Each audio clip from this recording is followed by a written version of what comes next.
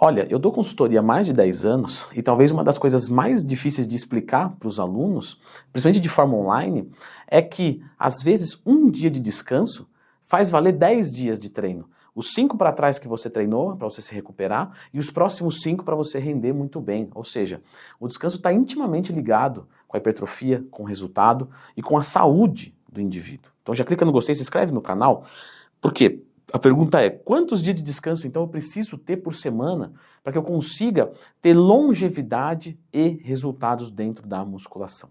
Quando você está buscando resultado, às vezes é difícil você querer tirar o pé, você querer parar um dia. Vou dar um exemplo meu, né? Uma vez eu me machuquei jogando bola, e eu gosto de jogar bola toda semana, e para mim foi assim uma coisa muito triste. Naquela quinta-feira eu não consegui ir, aí na próxima quinta também não. Só que quando passaram-se mais ou menos umas 6 ou 8 quintas-feiras, na hora que eu pude voltar, que eu estava habilitado ali, como eu já tinha criado uma rotina, sem a quinta-feira estar ocupada para isso, eu falei, eu volto na próxima. Então para você ver como que, às vezes a pessoa está vindo engajada em alguma coisa, ou está vindo desengajada, para você virar essa chave é difícil. Ou seja, aquelas pessoas, às vezes, que tinham muita preguiça de ir para a academia, quando começa a ir, quer ir todo dia, não quer mais descansar. Então o primeiro ponto é entender que isso é normal, mas você tem que ter uma periodização de treino. Por isso que às vezes o professor mandar no aluno é melhor do que ele mesmo fazer o próprio treino. Porque às vezes ele vai fazer do jeito que ele quer, que ele se sente bem. Uma opinião de fora, às vezes pode ser muito bem-vindo. Mas isso não é para vender minha consultoria, tá? É para vender o meu curso que está como montar um treino de periodização do zero. O link está na descrição. Brincadeira, mas eu tenho esse curso. Eu só estou dizendo que você tem que ser crítico a si mesmo, caso você monte o seu próprio treino. Pois bem, vamos lá para a pergunta. Quantos dias descansar então por semana? Isso depende de alguns fatores. Por exemplo, a gente sabe que uma pessoa mais nova se recupera mais rápido que uma pessoa mais velha. A gente sabe que o indivíduo que está natural contra um que toma hormônios tem uma recuperação mais rápida do que toma hormônios. A gente sabe que às vezes um iniciante vai ficar muito quebrado mesmo que o treino dele foi fraco. E um avançado que se alimenta muito bem, aí próximo fator, dieta, né? Às vezes vai treinar, não vai ficar tão dolorido, mas ele precisa de tempo de recuperação mesmo sem estar dolorido, né?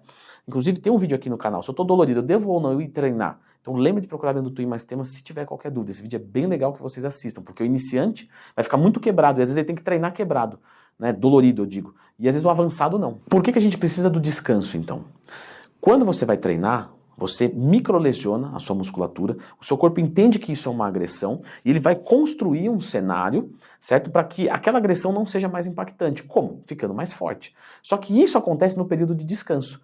Então você primeiro agride, né? Então vamos lá, linha de homeostase, você agrediu, você afundou, você catabolizou, você piorou, e o seu corpo vendo aquilo, ele vai te trazer para a linha de homeostase de novo e tentar compensar um pouquinho mais para que aguente, né, o próximo pau de treino que vai vir. E você fazendo isso várias vezes, você tem uma progressão. Então, na verdade, a progressão, ela vem da regressão, recuperação, supercompensação. E aí repete-se o processo, e assim sucessivamente. E é por isso que você precisa do descanso. Só que lógico, a gente que treina estilo um bodybuilder, nós não trabalhamos todos os músculos no mesmo dia. Então, por exemplo, eu vou fazer peito na segunda-feira. Então eu vou ter esse descanso, vamos pensar que eu vou treinar peito uma vez por semana, tá? E eu vou voltar a treinar na próxima semana. Isso não quer dizer que eu preciso ficar completamente parado em estado vegetativo, não. Eu posso, de repente, fazer ali um exercício de tríceps, um supino fechado 2, 3 dias depois, que vai trabalhar um pouco do peito, bem pouquinho, né? Mas não tem problema. Agora, o que a gente tem que lembrar é que, apesar de ser esquartejada essa visão, né? Ah, treinei peito aqui, treino só peito aqui. Então, quer dizer, posso treinar costas aqui, então posso treinar bíceps aqui, posso treinar... Então você vai dizer, pô, então eu posso treinar todo dia. Porque, na verdade, eu estou dando descansos periódicos para todos os grupamentos musculares. Só que todos os grupos faz parte de você. Você não tem um peitoral, você é um peitoral, você é as suas costas, você é, né, o seu abdômen. E por que eu estou falando isso? Porque quando você esquarteja, você tem uma visão limitada do negócio, está errado. Você precisa olhar o seu corpo como um só. A gente tem 2 tipos de overtraining. O overtraining periférico e o overtraining sistêmico. Às vezes o periférico não entra. Por quê? Ah, eu treinei peito aqui, peito aqui, peito aqui, tudo bem. Mas todo dia eu estou treinando pra caramba. Sistemicamente o meu corpo cansa, o meu sistema nervoso central desgasta, a minha testosterona abaixa, o meu cortisol aumenta. E é por isso que às vezes mesmo você se sentindo bem, você tem que fazer um pouquinho de descanso. E aqui eu comentei de uma fadiga sistêmica, mas existe também a fadiga periférica, Do tipo, eu treino peito toda segunda-feira, só que eu tô botando para moer. O que vai acontecer? Talvez eu tenha uma lesão, né? Me sinta bem. Todo dia eu tô bem, tô maravilhoso, tô pulando de alegria. Não tô com nenhum sintoma de overtraining sistêmico. Mas localizado, às vezes começa uma pequena dorzinha. No próximo treino, vira uma dor. No outro, vira uma dorzona. Depois vira uma lesão. Aí você fica meses sem ir para academia porque você não conseguiu ficar uma semana, às vezes, sem treinar peitoral ou qualquer coisa do tipo. Então lembra que existem esses dois tipos de overtraining. E nós temos que fugir dos dois, lógico. E não, eu não estou enrolando para dar a resposta. É que é complexo o negócio. É complexo. Então não é algo simples de você explicar. Agora, é seguro dizer que para uma pessoa que treina de verdade, é importante isso, porque só merece descanso quem está cansado. Então, se você não treina direito, né? Vou fazer deload, mas você não treinou. Né? Vou fazer dia do lixo, mas não fez dieta. A gente conhece vários assim. Então, isso aqui é para quem merece. É seguro dizer que se você treinar aí mais ou menos 5 vezes por semana e dar uns 2 dias de descanso, você não vai errar. Lógico, depende da qualidade do seu treino. Você treina 1 hora por dia ou você treina 3 horas por dia? Mas vamos assumir para uma pessoa que treina até 1 hora por dia, tá? Musculação e às vezes faz um pouquinho de aeróbico. Se ela fizer 5 treinos e descansar 2, é bem-vindo. Esses 2 têm que ser seguidos? Não, podem ser no meio da semana. Eu vou descansar quarta e domingo. Né? Para algumas pessoas até se sentem melhor fazendo assim. E eu particularmente gosto bastante. Mas às vezes tem gente que prefere de segunda a sexta engajar e sábado e domingo dar uma relaxada. Eu prefiro treinar no sábado para justamente já criar esse ajuste mental para sábado eu ter um pouco mais de foco, de cuidado com o meu corpo, com a minha saúde, com a minha alimentação. Pois bem, isso é uma preferência minha, digo por mim. Mas isso quer dizer que se eu treinar, por exemplo, 6 vezes por semana, ou vamos colocar assim, mas e se eu treinar 7 vezes por semana? Com certeza eu vou entrar em overtraining? Não necessariamente, porque o treino ele deve ser visto como uma galáxia, né? Então você vai olhar tudo, e não só os planetinhas. O que acontece, pessoal? Imagina que eu treino todo dia, mas eu treino todo dia meia hora. Agora, vamos assumir que eu treino 3 vezes por semana, mas eu treino 6 horas em cada dia. Quem tem mais chance de entrar em overtraining? O segundo, porque tem uma carga semanal de treino muito maior. Então, o que a gente tem que olhar aqui?